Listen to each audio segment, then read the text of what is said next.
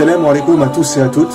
Quand vous parlez à des gens aujourd'hui de religion, beaucoup vous disent « Oui, mais c'est bon, pourquoi ça serait l'islam qui a raison et non le christianisme ou le judaïsme ou peu importe ?» Mais quand vous parlez à des chrétiens, hindous, bouddhistes, etc., vous vous rendez vite compte que pour beaucoup, ils ne connaissent peu, voire rien de leur propre religion. Car s'ils avaient vraiment étudié, ils deviendraient eux-mêmes musulmans. Pourquoi ? Parce que toutes les religions et tous les prophètes ont annoncé la venue de Mohammed sallallahu alayhi wa sallam pour établir la vraie religion de Dieu sur terre. L'islam, la religion finale. La religion finale. La religion finale. Nous avons déjà pas mal parlé de l'annonce du prophète Mohammed sallallahu alayhi wa sallam dans la Bible et la Torah, ainsi que l'interdiction du porc, de l'alcool, du fait de porter le voile, etc. Il est dit dans la Bible qu'une femme doit prier voilée, ou sinon qu'on lui rase les cheveux, et donc qu'il n'est pas condamnable pour une femme d'être sans voile, tout comme dans le Coran. Dans Corinthiens chapitre 11, dans les versets 5 et 6, il est dit « Toute femme au contraire qui prie ou qui prophétise la tête non voilée déshonore son Dieu, c'est comme si elle était rasée. Car si une femme n'est pas voilée, qu'elle se coupe aussi les cheveux. Or, s'il est honteux pour une femme d'avoir les cheveux coupés ou d'être rasée, qu'elle se voile. » Cela pour rappeler que Dieu nous a toujours envoyé une seule et même religion. Une seule et même religion. Une seule et même religion.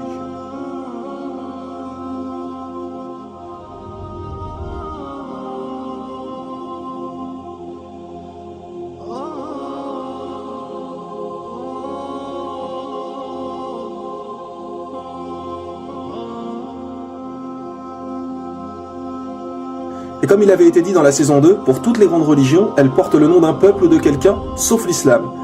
L'islam veut dire faire ce que Dieu nous demande, alors que les autres noms ont été inventés suite à quelqu'un généralement. Le christianisme pour Jésus-Christ. Donc quoi, avant Jésus, la religion de Dieu n'existait pas? Bien sûr que si, ce n'est que suite à Jésus qu'ils ont inventé le christianisme. Idem pour le judaïsme, le peuple de Judée, l'hindouisme. L'étymologie du mot hindou vient de hindou en langue persane, qui est une rivière qu'ils considèrent comme sacrée. Le nom fait en fait référence au peuple qui vit là-bas. Le bouddhisme avec Bouddha. Le prophète Bouddha, qui en réalité s'appelait Gautama, n'a été appelé Bouddha qu'après sa révélation. Car Bouddha veut dire recevoir une révélation, un éveil. Et aujourd'hui, tout le monde vénère des statues de Bouddha, alors que celui-ci n'a jamais réclamé la divinité. Gautama n'a jamais dit ça. Ce n'est qu'après sa mort que les gens ont commencé à lui vouer un culte. Et si vous étudiez vraiment sa vie et ses enseignements, vous ne verrez pas de différence entre l'islam et le bouddhisme.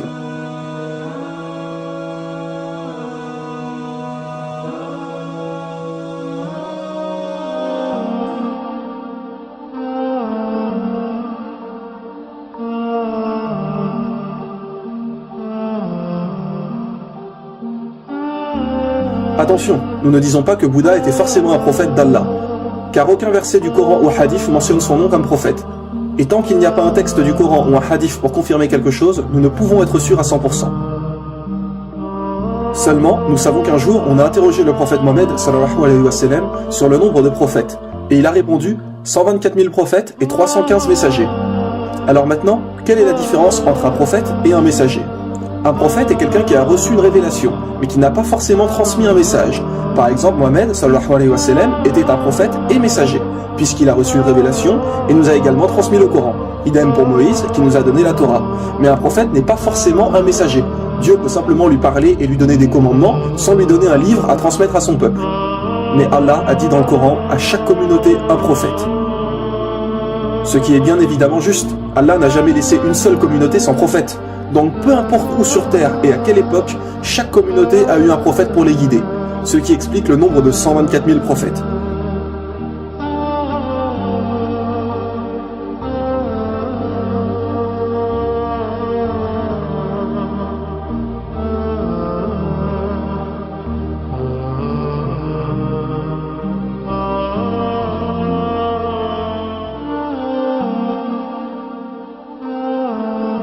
Donc, il est tout à fait possible que Bouddha était un prophète.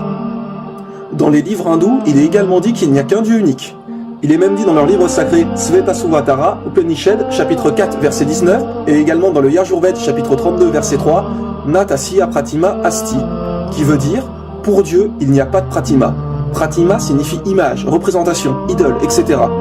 Donc pour Dieu, il n'y a pas de représentation, d'idole, d'image, de statue, de photo ou peu importe. On ne représente pas Dieu. Ce n'est encore une fois que des inventions des humains de prier devant les statues et de vénérer des idoles, comme pour Jésus. Il est dit dans la Bible, Exode chapitre 20, versets 3 à 5, Tu n'auras pas d'autre Dieu devant ma face, tu ne feras point d'image taillée, ni de représentation quelconque des choses qui sont en haut dans les cieux, qui sont en bas sur la terre, et qui sont dans les eaux plus bas que la terre. Et attention, écoutez bien, il est aussi mentionné, tu ne te prosterneras point devant elle. Oui, il est bien dit, tu ne te prosterneras point devant elle. Alors comment se fait-il que les gens dans les églises prient devant des statues de Jésus crucifié, que l'on voit des portraits de Marie tenant Jésus dans ses mains partout? Que les gens prient sur Marie et sur Jésus sur la croix? Parce qu'encore une fois, les gens n'ont aucune connaissance des livres et ne suivent que ce qu'on leur a dit. Mais dites-moi, qui a reçu une révélation, les commandements de Dieu? Ce sont les prophètes. Alors ce sont les enseignements des prophètes qu'il faut suivre, et non tout et n'importe quoi. Les gens prennent des statues pour des dieux. Imaginez si la statue tombe et se casse. Alors ça y est, Dieu est mort? Un peu de logique, voyons. Il n'y a qu'un seul Dieu, qu'un seul message. Il n'y a qu'un seul Dieu, qu'un seul message. Il n'y a qu'un seul Dieu, qu'un seul message. La venue du prophète Mohammed, sallallahu alayhi wa sallam, est également mentionnée dans les livres hindous. Oui, mes frères et sœurs. Il est dit dans les Védas, le livre sacré des hindous, en Kalki Purana, chapitre 2, versets 5, 7, 9 et 15, et donc à 4 reprises, la venue du prophète Mohammed, sallallahu alayhi wa sallam. Il est dit que le Kalki Avatar viendra. En français, Kalki Avatar veut dire messager. Donc, on annonce la venue d'un prophète. Et que ce Kalki Avatar sera le dernier des prophètes et qui guidera toute l'humanité. Tiens donc, quel prophète a bien expliqué être le dernier et guide pour l'humanité?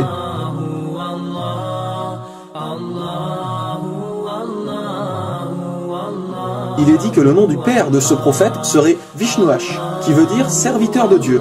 Bien évidemment, il parlait la langue hindoue. Mais si on le traduit en arabe, Vishnuash veut dire Abdallah. Et que veut dire Abdallah? Cela veut dire serviteur de Dieu. Et le père du prophète Mohammed s'appelait Abdallah. Il est également dit dans le livre des hindous que le nom de la mère de ce prophète est Sumati, qui veut dire en français paix et sérénité. Si on traduit Sumati en arabe, cela veut dire Amina. Et tiens donc, comme par hasard, comment s'appelait la mère du prophète Mohammed, sallallahu alayhi wa sallam? Elle s'appelait Amina. Il est aussi dit qu'il recevra sa première révélation dans une grotte. Le prophète Mohammed a reçu la révélation dans la grotte du mont Hira. Qu'il aura 4 grands compagnons, référence sûrement aux 4 califes bien guidés. Numéro 1, Abu Bakr, numéro 2, Omar ibn Khattab, numéro 3, Othman, et numéro 4, Ali. Et il y a encore de nombreuses descriptions de ce dernier prophète, de comment il vivait, ce qu'il mangeait, etc. Comme par exemple, il est dit qu'il mangeait des dattes et des olives, nourriture plus que courante à l'époque du prophète Mohammed en Arabie Saoudite. Il est dit que celui-ci sera né dans une noble et respectée dynastie de son pays, et nous savons qu'il est de la famille des dirigeants de la Mecque qui sont les Quraysh. Mais que faut-il de plus pour comprendre? Pour ceux qui disent que les hindous pensent que ce prophète annoncé n'est pas encore venu, sachez qu'il est mentionné que ce prophète mènera des batailles au sabre, à l'arc et qu'il aura des chevaux. Alors qu'à notre époque, les batailles sont plus avec des armes à feu, avions, chars, etc. Alors mes frères et sœurs, vraiment, que faut-il de plus pour comprendre? Mohammed sallallahu alayhi wa sallam a été annoncé, et il faut le suivre. Comme dit Jésus, il est celui qui vous guidera dans toute la vérité, dans toute la vérité, dans toute la vérité, dans toute la vérité. L'islam est la religion de Dieu, la religion originale, la religion finale, la religion finale.